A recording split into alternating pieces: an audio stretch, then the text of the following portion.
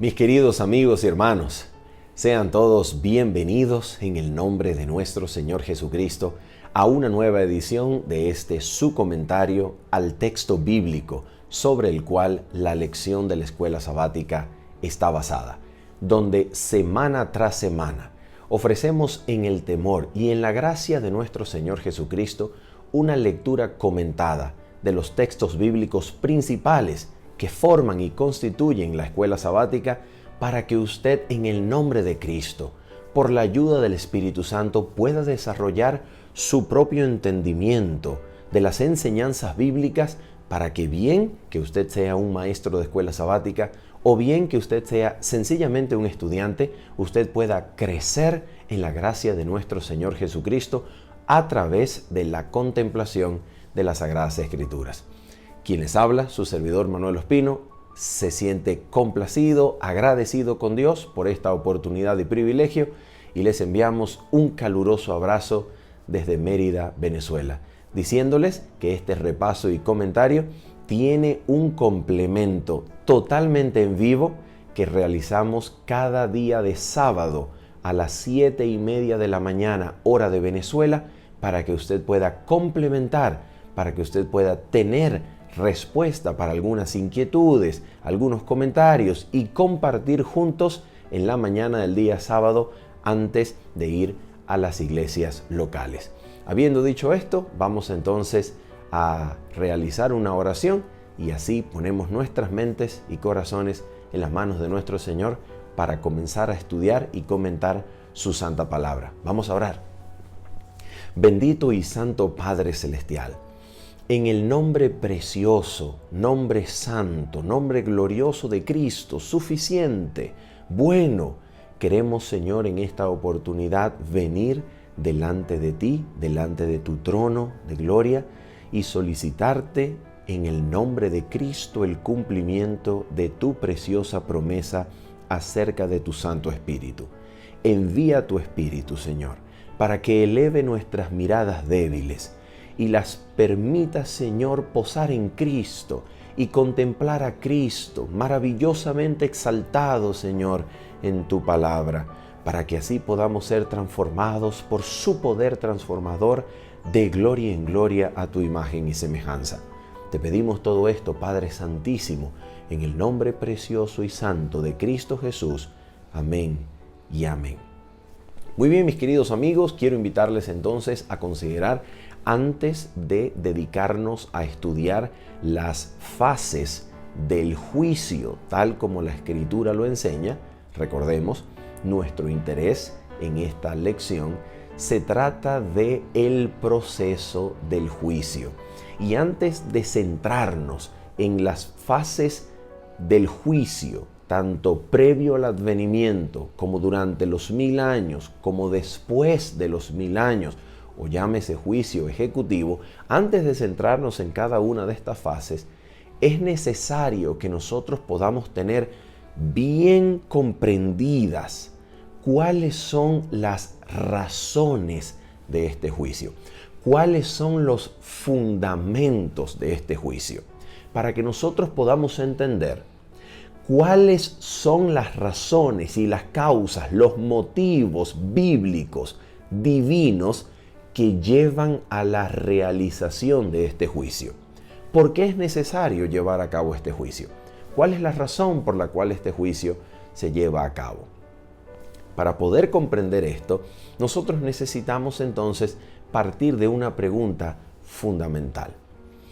¿Cuál es la cuestión esencial involucrada en el juicio final? ¿De qué se trata esta cuestión? Para comprender entonces esta pregunta, nosotros vamos en primer lugar a ir al libro o la epístola del apóstol Pablo a los romanos. Vamos allá y vamos a abrirla, por favor, en el capítulo número 3. Romanos, capítulo número 3, y vamos a leer, por favor, en el versículo número 3 en adelante. La Escritura entonces dice de la siguiente manera, dice así: pues que si algunos de ellos han sido incrédulos, su incredulidad ¿habrá hecho nula la fidelidad de Dios? Noten esto, la palabra incredulidad, la palabra incrédulos y la palabra fidelidad en este versículo contienen la misma raíz griega. En otras palabras, es exactamente la misma palabra que es traducida como incrédulos, luego incredulidad y luego fidelidad de Dios. Lo que ocurre es que en los tres casos son o se utiliza la misma raíz griega, solo que en los dos primeros casos se utiliza con la alfa, la letra alfa privativa, que convierte la palabra pistis o pistos, la convierte en negativa. Si es pistos, se le coloca apistos y se convierte en infiel. Y esta es la mejor traducción de esta palabra en el idioma griego, teniendo en cuenta el contexto del pasaje.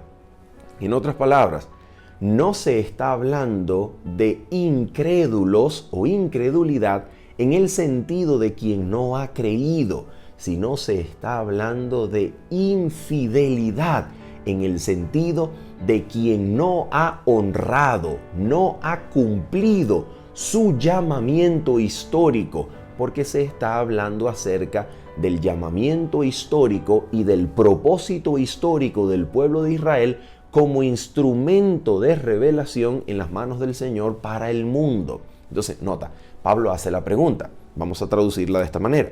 Pues que si algunos de ellos, israelitas, han sido infieles, su infidelidad habrá hecho nula la fidelidad de Dios. Entonces, esta es la cuestión principal.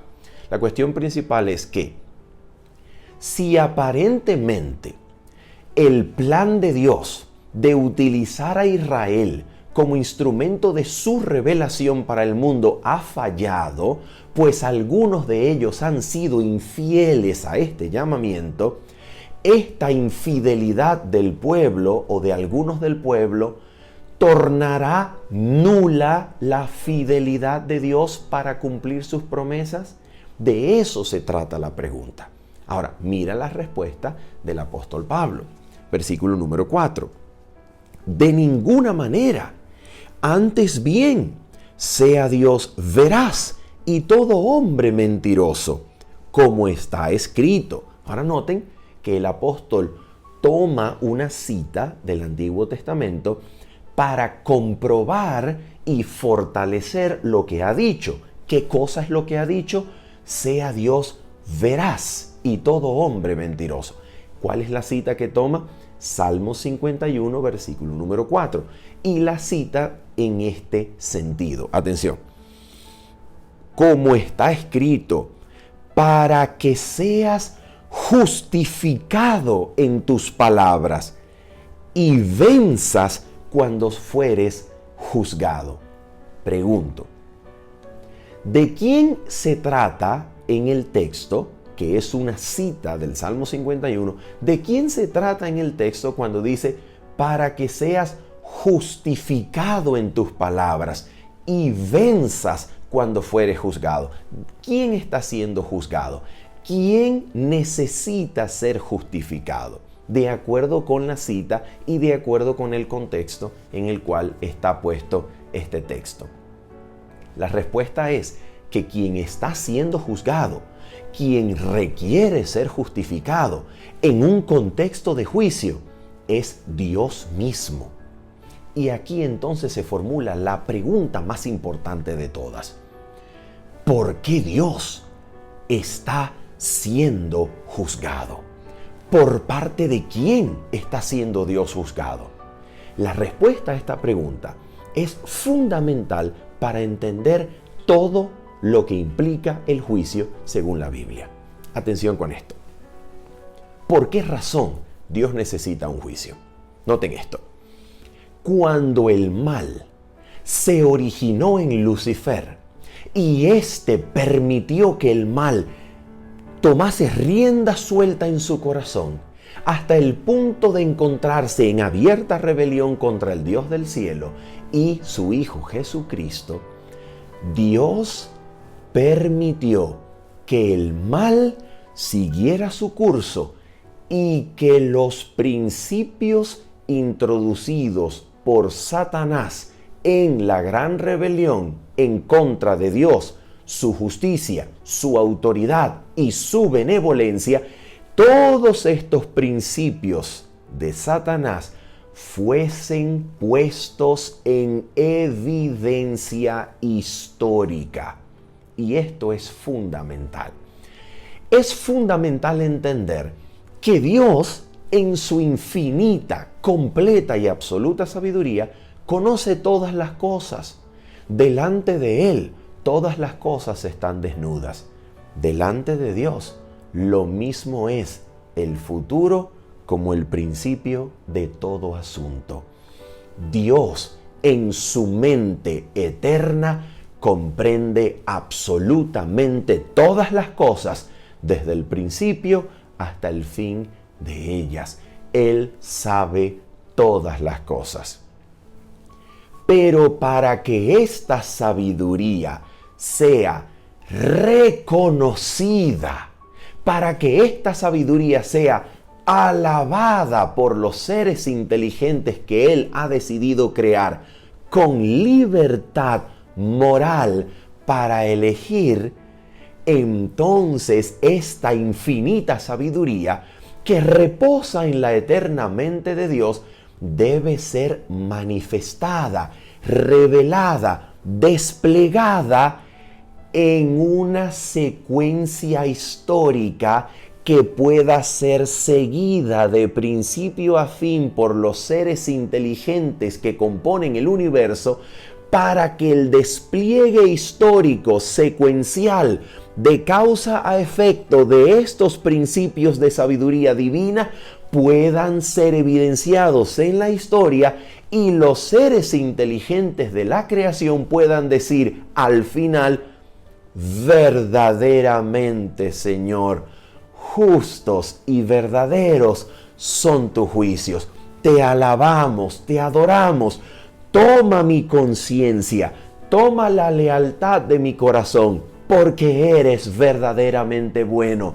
Y la historia de este plan lo has revelado, lo hemos comprobado. Bendito sea tu nombre, reina sobre mi conciencia y mi corazón por los siglos de los siglos. Para que eso sea dicho por las criaturas inteligentes, esta sabiduría divina que todo lo comprende, entonces ha decidido voluntariamente, en el contexto del inicio de la rebelión de Satanás, ha decidido esta sabiduría ponerse a sí misma a juicio. Dios decidió delante de los seres inteligentes del universo ponerse a sí mismo en juicio para que toda inteligencia del universo pueda verificar que Dios es absolutamente amor y sus principios son siempre justos, incluso en la manera de tratar con la rebelión. Nota esto. En un principio, cuando la rebelión se gestaba y Satanás había comenzado a mentir entre los seres celestiales, Dios hubiese podido exterminar la existencia de Satanás y borrar al mismo tiempo la memoria de aquellos ángeles que habían oído y visto a Satanás y sus mentiras. Dios hubiese podido borrar la memoria de ellos y, como decimos coloquialmente, a través de un borrón y cuenta nueva, volver a comenzar su creación. Pero nota, ¿por qué Dios no hizo eso? Porque Él verdaderamente es bueno y es absolutamente fiel y leal para con su creación, que es una manifestación de su propio amor y justicia. para que Él muestre su lealtad para con su creación, Él fue capaz de someterse a sí mismo a juicio para que toda inteligencia pueda verificar que en su trato con la rebelión, Él es verdaderamente un Dios de amor y un Dios de justicia. Ahora bien, en segundo lugar, yo quiero invitarte a considerar lo siguiente. Mira lo que dice Jesús, por ejemplo, en Juan capítulo número 17. Y esto es también fundamental para la comprensión del juicio, tal como la Biblia lo enseña. Juan 17. Y quiero leer juntamente contigo el versículo 24 y versículo 25. Lee conmigo. Dice así, Juan 17, 24 y 25. Padre, aquellos que me has dado, quiero que donde yo estoy, también ellos estén conmigo, para que vean mi gloria que me has dado, porque me has amado desde antes de la fundación del mundo. Padre justo, versículo 25, Padre justo, el mundo no te ha conocido, pero yo te he conocido, y estos han conocido que tú me enviaste. Vamos a hacer una pausa y permíteme ilustrar el punto que queremos hacer a través de este texto con una ilustración tomada del mundo nuestro, de nuestro mundo humano. Mira esto. Supongamos que se me pide a mí, en mi iglesia, que le dé hospedaje aquí, en mi casa, a un predicador que viene a cumplir funciones evangelísticas durante una semana. Una semana completa se me pide de parte del pastor o de parte de la junta de iglesia, cualquier entidad, se me pide a mí y a mi esposa albergar, darle posada y tener en nuestra casa al predicador de la semana de oración evangelística por toda una semana. Muy bien, nosotros aceptamos, mi esposa y yo aceptamos, decimos que sí, no hay problema. Y por curiosidad, solo por curiosidad, se nos ocurre a mi esposa y a mí verificar la identidad de este predicador a través de las redes sociales y a través de algunos motores de búsqueda del Internet. Así que ponemos en el motor de búsqueda del Internet el nombre del predicador y nos aparece una página del Ministerio de Justicia de Venezuela diciéndonos que ese predicador unos 10 años atrás fue acusado, no sabemos si la acusación fue verdadera, la acusación fue una acusación falsa, no lo sabemos, pero tiene un registro, un expediente en el Ministerio de Justicia en donde se le acusa de haber sido un violador de niños hace unos 10 años. Nosotros no tenemos forma de comprobar si eso es verdad o es mentira. Sencillamente aparece el expediente y resulta que aquí en mi casa y en la casa de mi esposa, nosotros tenemos 2 niños. Tenemos a Manuel de 4 años y tenemos a Emanuela de 1 año. Y ahora nosotros nos preguntamos, ¿vamos a hospedar en la casa a un hombre que hace 10 años no sabemos si fue verdaderamente o falsamente acusado, pero fue acusado de ser un violador de niños hace 10 años? ¿Qué vamos nosotros a hacer? ¿Le vamos a dar posada? ¿Lo vamos a tener en nuestra casa? ¿Lo vamos a tener en nuestro hogar? Ok, ahora mira esto. La acusación de Satanás delante del trono de Dios, en presencia de los ángeles, acerca de que nosotros, los seres humanos, pecamos, fallamos a la ley de Dios, transgredimos su voluntad y merecemos la muerte, esa acusación, permíteme decirte algo, no es falsa. Tú y yo hemos pecado. Tú y yo hemos transgredido y tú y yo merecemos la muerte. La pregunta es, ¿cómo es que Dios, por medio de Cristo, dice en Juan 17, Cristo hablándole al Padre, cómo es que Cristo dice, Padre, yo te pido que los que me has dado del mundo estén conmigo para que vean mi gloria, para que sepan el amor con que me has amado desde antes de la fundación del mundo?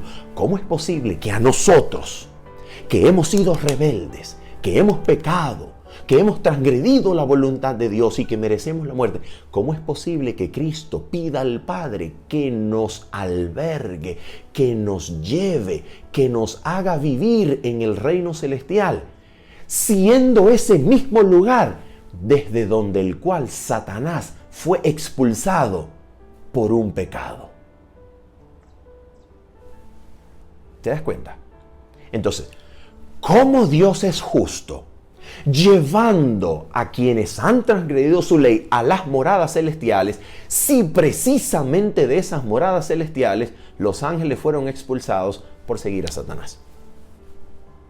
Y tú y yo hemos sido seguidores de Satanás al caer en el pecado. ¿Cómo es eso? ¿Cómo es eso? Entonces, en el juicio, Dios va a demostrar, necesita demostrar, en primer lugar, su propia justicia a través de la ejecución y conclusión del plan de la salvación. Dios necesita demostrar por qué Él sí es justo, llevando a los seres humanos que fueron seguidores de Satanás a las moradas desde donde los ángeles celestiales fueron despedidos por ser seguidores de Satanás. Dios necesita demostrar eso. ¿Y dónde lo demuestra? En el juicio. En el juicio Dios muestra, vamos a dar la respuesta para que esta pregunta no quede en el aire y no sembremos ninguna duda. Dios va a demostrar en el juicio que la sangre de su Hijo Jesucristo puede extirpar el pecado del corazón y mente de los seres humanos que ceden ante su gracia. Y el corazón que una vez siguió a Satanás y se deleitó en el pecado y en la rebelión, ahora se ofrece voluntariamente, aborreciéndose a sí mismo por haber crucificado al Hijo de Dios. Y ahora, mirando a Cristo y su bendita santidad, anhela ser transformado más y más y más en la semejanza bendita de ese carácter puro que contemplamos. Dios mostrará que la sangre de Cristo, para quien cede ante su gracia e invitación, es capaz de hacer eso. ¿Te das cuenta? ¿Te das cuenta, querido amigo y hermano? Ahora bien, tercer fundamento del juicio. Mira esto. Jesús dice en Juan capítulo número 5, vamos a leerlo por favor. Acompáñame a Juan capítulo número 5 y vamos a leer el versículo número 28 y 29. Juan capítulo número 5, 28 y 29. Atención, dice así. No os maravilléis de esto, porque vendrá hora cuando todos los que están en los sepulcros oirán su voz, y los que hicieron lo bueno saldrán a resurrección de vida, mas los que hicieron lo malo a resurrección de condenación. Escucha esto. Tercer fundamento para el juicio. De acuerdo con las palabras de Cristo, hay quienes resucitarán para la vida eterna, pero hay otros que resucitarán solo para oír y experimentar en vida la condenación o sentencia de su propio extravío. La pregunta es, ¿cómo se determina? ¿Cuándo se determina a qué resurrección se pertenece si la resurrección misma ya es recompensa de vida o condenación. ¿Cómo se determina a qué resurrección usted y yo resucitaremos? Por esa razón, antes de la resurrección, sea la primera, la resurrección de los justos, para ser reunidos con los que hayamos quedado vivos, dijo el apóstol Pablo, y ser llevados en el aire y recibir al Señor. ¿Cómo es entonces? ¿Ok? ¿Cuál resurrección? Si la recompensa es la misma resurrección, ¿a cuál resurrección vamos a pertenecer? Bien sea a la primera o a la segunda después de los 1000 años. De esto se trata.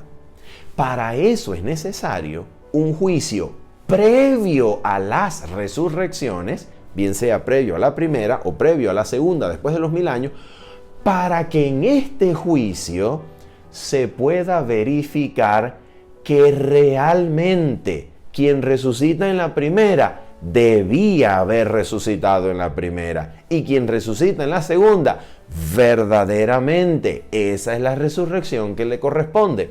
¿Y dónde se verifica eso? En un proceso de juicio previo a esas resurrecciones.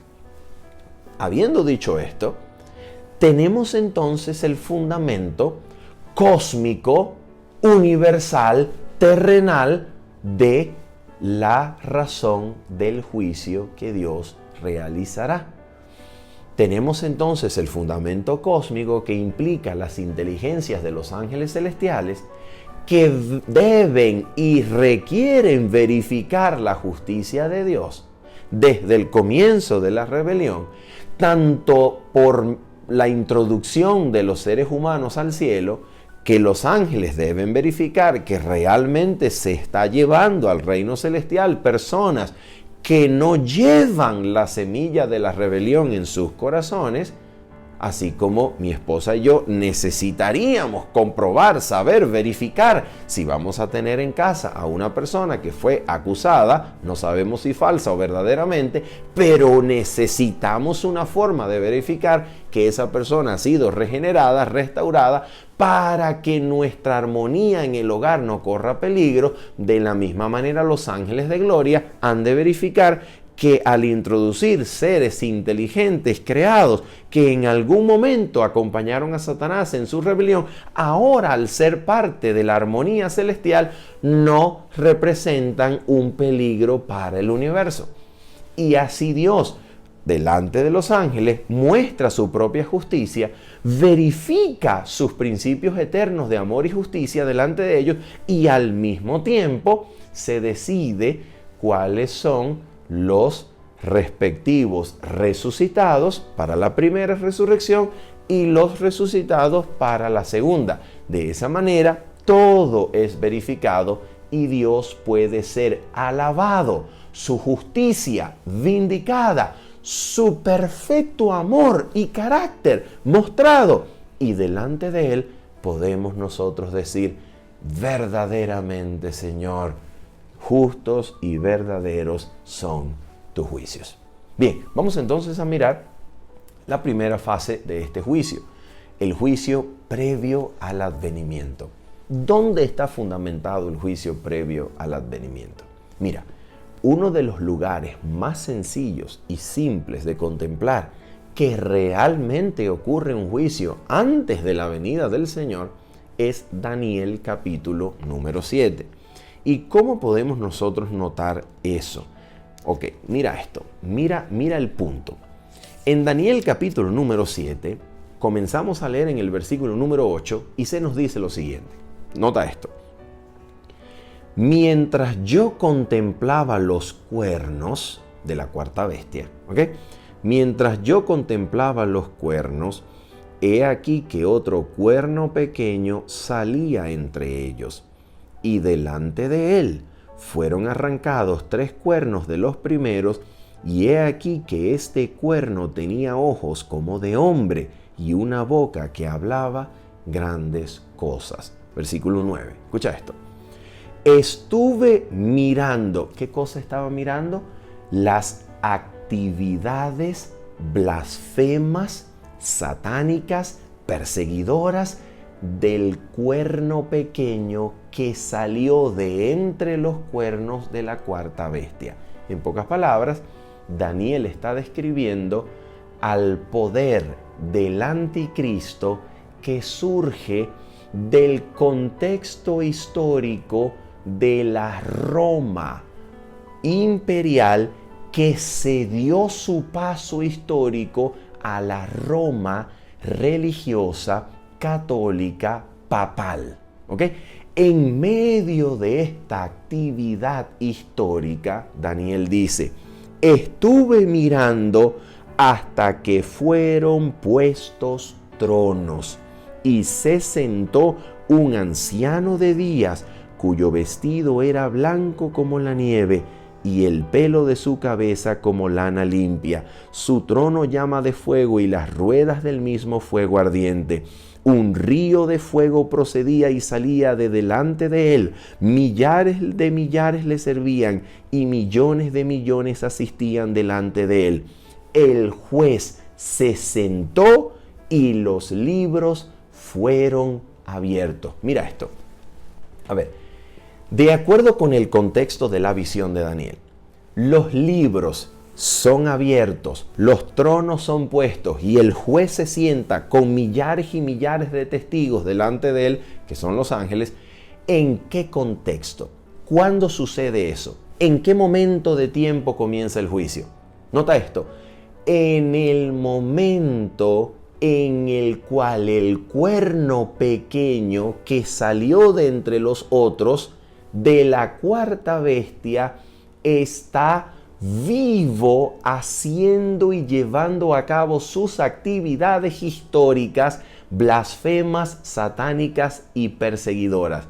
En otras palabras, si el juicio comienza y sucede mientras este ser está vivo y haciendo sus actividades, descritos como el cuerno pequeño, entonces, mis queridos amigos, nosotros tenemos la verificación bíblica de un juicio que se lleva a cabo mientras hay un anticristo que rehuir y que vencer. ¿Te das cuenta? Por esa razón, el juicio, nosotros con toda seguridad y garantía podemos decir que sucede mientras los seres humanos libran su batalla aquí en la tierra.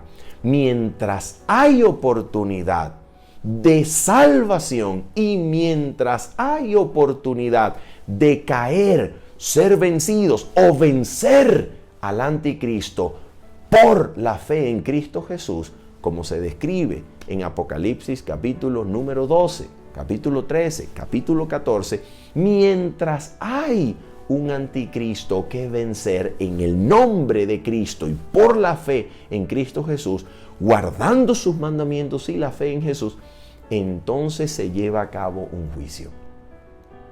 ¿Se da cuenta? Por esa razón nosotros podemos decir con absoluta seguridad que este juicio precede, anticipa a la venida o advenimiento de Cristo Jesús.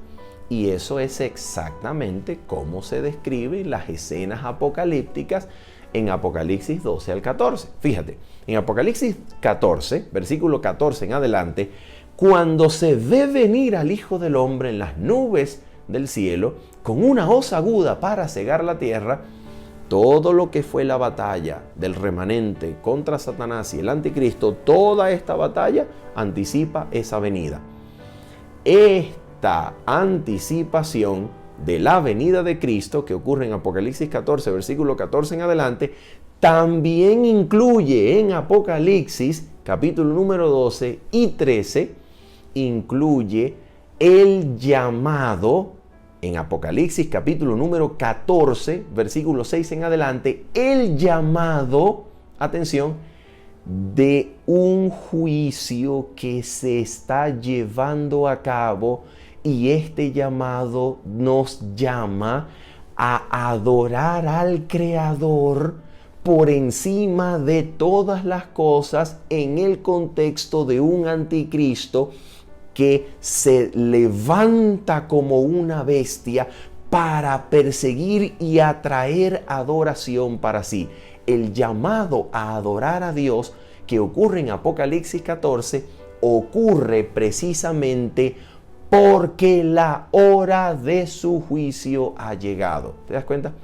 Eso es exactamente en armonía con lo que vimos en Daniel. Daniel capítulo 7, comienza el juicio mientras el anticristo, mientras el cuerno ejerce sus actividades históricas, blasfemas, perseguidoras, satánicas, y eso es exactamente lo que nos dice el libro de Apocalipsis. Y atención con esto, no puede ser casualidad. Antes de esos escenarios históricos donde el remanente se describe en lucha contra el anticristo y se hace en el capítulo 14 de Apocalipsis el llamado de Dios al juicio, atención, antes de eso no puede ser casualidad que en el capítulo número 11 de Apocalipsis, vamos allá, capítulo número 11 de Apocalipsis, y el versículo número 1 en adelante, no puede ser casualidad que se nos diga lo siguiente. Fíjate, antes de la visión del gran conflicto de Apocalipsis 12 al 14, dice Apocalipsis 11, versículo 1 y 2, lo siguiente. Entonces me fue dada una caña semejante a una vara de medir, y se me dijo, levántate y mide el templo de Dios y el altar y a los que adoran en él. ¿Te das cuenta? ¿Por qué se dice levántate y mide al templo y el altar y los que adoran en él? Esa medida nosotros debemos entenderla en el contexto de aquel discurso de Cristo donde se nos dice porque con la vara que mides serás medido. ¿Y qué quiere decir eso? Eso quiere decir juicio. Entonces, antes de que ocurran las descripciones del escenario profético de Apocalipsis 12 al 14, se da la orden para medir al templo, el altar y los que adoran en él. ¿Te das cuenta? Antes de que el remanente atraviese esta etapa de lucha contra el anticristo y venza guardando los mandamientos y la fe de Jesús, y venza por el poder de Cristo, antes de que el remanente pase por esta lucha, se hace un llamado a medir al templo, el altar y los que adoran en él. Comenzando entonces el juicio por la casa de Dios, y estos que van a atravesar la lucha final contra el anticristo están siendo o van a ser parte de un proceso de juicio antes de la venida que se consuma en el capítulo 14, versículo número 14, con Cristo viniendo en las nubes del cielo. Es absolutamente claro. El juicio precede y anticipa a la venida del Señor y comienza precisamente por la casa de Dios y los que adoran en ella. ¿Para qué? Para que al final de este juicio se pueda decir del remanente, he aquí el pueblo de los santos. ¿Te das cuenta? He aquí la paciencia de los santos, los que guardan los mandamientos de Dios y la fe de Jesús. ¿De quiénes Dios dice esto? De quienes atraviesan el juicio y han salido victoriosos. ¿Te das cuenta? Y Dios lo dice en sentencia judicial para mostrar delante del universo que estos que serán llevados de entre los vivos al reino celestial han sido hallados dignos de ese privilegio precisamente en sentencia de juicio y a través de su proceso. Bien, vamos entonces a el juicio durante los 1000 años. Este juicio, de acuerdo con Primera de Corintios, capítulo número 6, incluye lo siguiente. Vamos allá. Primera de Corintios, capítulo número 6, versículos 1 y 2. Y dice así el texto. ¿Osa alguno de vosotros, cuando se tiene algo contra otro, ir a juicio delante de los injustos y no delante de los santos? Es decir, ¿alguno de ustedes cuando tiene un pleito, un problema con algún hermano, de verdad se atreve a darle el fallo, a darle la decisión a alguien que ni siquiera es creyente. Eso es lo que dice el apóstol. Dice, versículo 2, ¿o no sabéis que los santos han de juzgar al mundo? Y si el mundo ha de ser juzgado por vosotros, ¿sois indignos de juzgar cosas muy pequeñas? Versículo 3. ¿O no sabéis que hemos de juzgar a los ángeles, cuanto más las cosas de esta vida? Y esta descripción, en donde se presenta a los santos juzgando incluso a los ángeles, hemos de entender ángeles que cayeron siguiendo a Satanás y fueron expulsados de las mansiones celestiales. Esta descripción se combina con la descripción que aparece en Apocalipsis capítulo número 20. Vamos allá. Apocalipsis capítulo número 20, y se nos dice en el versículo 4 lo siguiente, 4 y 6, vamos a leer. Y vi tronos. ¿Y esto cuándo fue? Dice en el contexto que esto ocurre cuando el dragón, Satanás, es atado en los primeros versículos. Y este atar de Satanás va entonces en armonía con los 1000 años tras los cuales Satanás es suelto para que entonces vuelva a hacer su trabajo de engaño a aquellos que resucitarán después de los 1000 años y, engañados por Satanás y envilecidos por su propia rebelión, van y atacan el campamento de los santos, que se describe en el versículo número 7 hasta el versículo número 10. Ok, pero el versículo 4, entonces, en ese periodo de los 1000 años, se dice lo siguiente: y vi tronos, y se sentaron sobre ellos los que recibieron facultad de juzgar. Si combinamos este pasaje con 1 Corintios capítulo número 6, versículos 2 y 3, claramente entonces ha de referirse a los santos que han de recibir facultad para juzgar, incluso aún a los ángeles que cayeron. Dice entonces el texto: y vi las almas de los decapitados por causa del testimonio de Jesús y por la palabra de Dios, los que no habían adorado a la bestia ni a su imagen y que no recibieron la marca en sus frentes ni en sus manos, y vivieron y reinaron con Cristo 1000 años. Entonces, los que han de recibir facultad para reinar deben ser, los que han de recibir facultad de juzgar han de ser estos mismos que se describen como habiendo resucitado de entre los fieles o habiendo participado de la recompensa de los fieles, porque no adoraron a la bestia, no se postraron a su imagen y ahora son llevados a reinar con Cristo 1000 años. Entonces, aquí hay un paralelo entre reinar 1000 años y juzgar. Estos que juzgan son los mismos que reinan con Cristo durante 1000 años. Los santos que han de llevar a cabo el juicio de este mundo. Ahora, ¿qué es lo que ellos están juzgando? De acuerdo con el versículo número 6 se dice lo siguiente. Escuchen esto. Vamos a leer desde el 5 para tener un mejor contexto. Pero los otros muertos no volvieron a vivir hasta que se cumplieron 1000 años.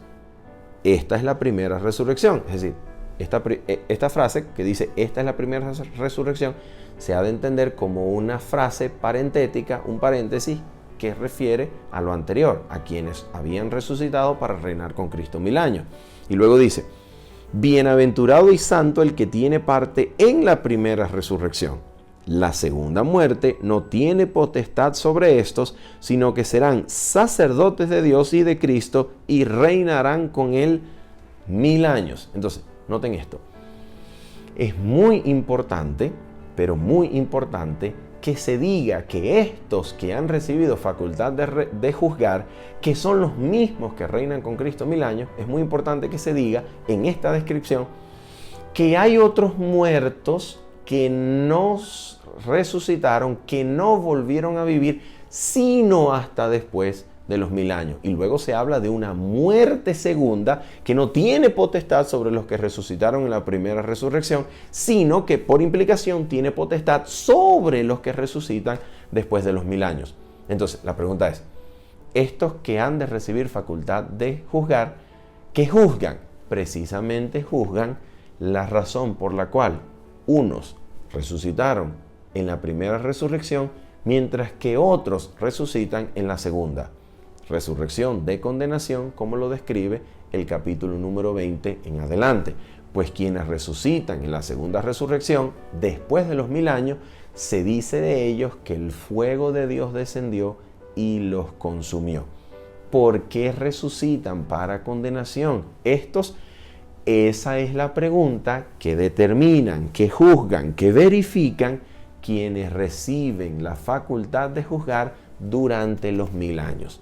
Al mismo tiempo, también verifican la justicia de Dios al salvar a unos, mientras que los ángeles que fueron expulsados de las mansiones celestiales justamente serán también echados en el lago de fuego. Ellos verifican la justicia de Dios en ese acto. ¿Y cuál es la razón? ¿Cuál es la justicia de Dios que se revela en eso? Ellos verificarán, se darán cuenta que estos ángeles, así como los seres humanos que serán resucitados para condenación, siempre tuvieron absoluta y completa oportunidad de salvación, y en su trato con ellos Dios siempre fue justo. Finalmente, la última fase de este juicio, conocida como la fase ejecutiva, donde Dios finalmente extermina el pecado del universo, se nos describe en numerosos pasajes de la Biblia, también en Apocalipsis capítulo número 20. Recuerden que el apóstol Pedro nos habla en su tercer capítulo de la segunda epístola de Pedro que los elementos del cielo serán pasados y consumidos por fuego y todo eso. Apocalipsis capítulo número 20 nos describe con detalle qué es lo que sucede. De acuerdo con el versículo número 13 en adelante, Apocalipsis capítulo 20, versículo 13 en adelante, se dice: y el mar entregó los muertos que había en él, y la muerte y el Hades entregaron los muertos que había en ellos, y fueron juzgados cada uno según sus obras. Y la muerte y el Hades fueron lanzados al lago de fuego. Esta es la muerte segunda. Y el que no se halló inscrito en el libro de la vida fue lanzado al lago de fuego. Y a esto le sumamos las descripciones de Ezequiel 28, cuando dice que de él, de Satanás, saldrá fuego y lo consumirá. Sumamos la descripción de Malaquías capítulo 4, donde los impíos serán consumidos y no quedará de ellos ni raíz ni rama. Y en el mismo capítulo número 20 de Apocalipsis, que dice: de Dios descendió fuego del cielo y los consumió. Versículo número 9. La pregunta es, ¿cómo Dios muestra su amor, su misericordia, su benevolencia, su justicia a través de una acción como esta? ¿Cómo es que Dios muestra su amor a través de una acción como esta? Nota esto. Es importante recalcar que Isaías capítulo número 28 le llama a esta obra de Dios una obra extraña. ¿Ok? Una obra extraña. ¿Por qué? Porque de Dios se complace, lo dice él en Ezequiel, él no se complace con la muerte del impío, sino que se complace en que éste viva. Ahora bien, escucha esto. Quisiéramos comentar una cita que es muy apropiada en este contexto, y es la que se encuentra en el libro Deseado de todas las gentes, capítulo 79, Deseado de todas las gentes, y vamos a leer la página 712 en la paginación electrónica. Dice así: Este no es un acto de fuerza arbitraria de parte de Dios. Los que rechazaron su misericordia ciegan lo que sembraron. Dios es la fuente de la vida y cuando uno elige el servicio del pecado, se separa de Dios y se separa así de la vida. Queda privado de la vida de Dios. Cristo dice, todos los que me aborrecen aman la muerte. Dios les da la existencia por un tiempo para que desarrollen su carácter y revelen sus principios. Una preguntita, esa existencia que Dios otorga y que se sostiene a pesar de que esos que tienen existencia cometen pecado contra Dios, pero no mueren de manera instantánea por causa de su pecado, esa existencia que han recibido de Dios, la han recibido sencillamente por un derecho inherente a la humanidad o la han recibido como un privilegio comprado por sangre con Cristo en la cruz. Nota que la vida que se posee hoy para desplegar el carácter y permitirnos elegir entre Satanás o Jesucristo, esta existencia que permite la libertad de elegir de parte de quién estamos, esta existencia es ya un don de gracia comprado por la sangre de Cristo derramada en el Calvario. Ese don demuestra que Cristo ya había concedido la vida a todos y que los que la pierden por ponerse de parte del pecado y privarse así de la vida de Dios, que no puede coincidir ni tolerar el pecado. Por eso Dios no es descrito al momento y en el contexto de ejecutar su sentencia de condenación sobre los impíos. Dios no es descrito como un arbitrario, tirano y asesino que erradica la existencia de sus criaturas. No, sino que aquellos que eligieron el pecado lo eligen y se ponen a sí mismos fuera del privilegio de la vida de Dios que Él ya les había dado por Cristo. ¿Te das cuenta? Dios es la fuente de vida. Quien se separa de Él sencillamente se priva de la vida. En esto podemos entender que Dios no es un juez arbitrario. Él había dado ya vida. Quienes prefirieron el pecado, escogieron la muerte, que es la consecuencia natural, lógica, de haber elegido el pecado. Ahora mira esto, atención. Dice así, logrado esto, es decir, habiendo revelado los principios a través de su existencia, logrado esto, reciben los resultados de su propia elección. Escucha, por una vida de rebelión, Satanás y todos los que se unen con él se colocan de tal manera en desarmonía con Dios que la misma presencia de Él es para ellos un fuego consumidor. La gloria de aquel que es amor los destruye. ¿Te das cuenta?